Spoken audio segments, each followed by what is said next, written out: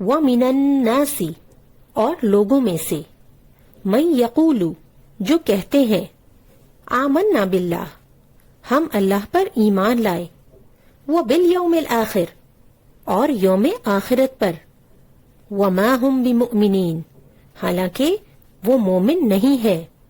इस आयत में ऐसे लोगों के बारे में बताया जा रहा है जो खुद को मोमिन कहते हैं, लेकिन हकीकत में वो मोमिन नहीं है। ये तो आपको मालूम है ना कि नबी सल्लल्लाहु अलैहि वसल्लम जब मक्का में थे तो मुसलमानों पर बहुत जुल्म होते थे, इसलिए वहाँ कोई काफिर ईमान का झूठा दावा करने के बारे में सोच भी नहीं सकता था। वहाँ तो ईमान के बहुत सख्त इम्तिहान होते थे। वहाँ सिर्फ सच्चे और मुखलिस मुसलमान थे। लेकिन जब मुसलमान मदीना आए तो वहाँ बाज ऐसे लोग भी इस्लाम में दाखिल होने लगे जिनका मकसद सिर्फ दुनियावी फायदे चाहना था।